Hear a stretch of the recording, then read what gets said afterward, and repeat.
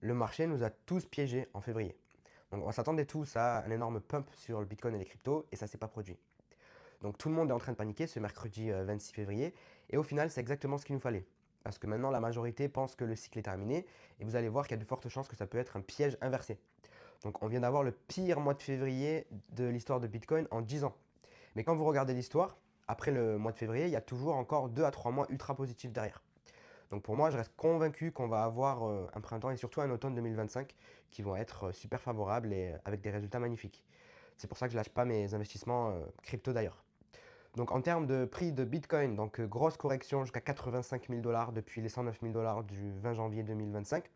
Donc on est sur moins 20% sur Bitcoin. Donc finalement, c'est rien d'inhabituel puisque quand tu compares aux anciens cycles, en 2021, on avait eu des corrections comme moins 30, moins 26, moins 18%. En 2016, c'était moins 39, moins 39, moins 28%. Donc aujourd'hui, moins 21%, ça reste très mignon par rapport au cycle précédent. Et à chaque fois, après ces corrections, on est reparti et on est reparti fort. Donc ce qui nous manquait, c'est peut-être finalement la peur pour qu'on puisse faire comme dans les autres cycles, finir la phase de consolidation. Parce que toutes les fins de consolidation dans les anciens cycles, elles se sont terminées par un pic de peur. Et c'est quand les gens commencent à croire que tout est fini que le marché finit par se retourner.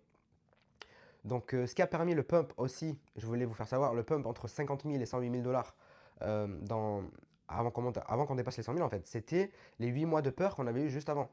Et ce qui va permettre le pump vers les 150 000 dollars, c'est la peur qu'on vit actuellement, même si ça risque pas de prendre 8 mois.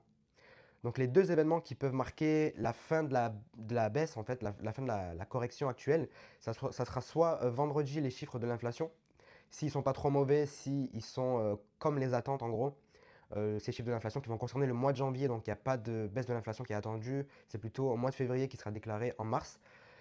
Mais voilà, si c'est au moins comme les attentes, ça pourrait signaler la fin de la baisse.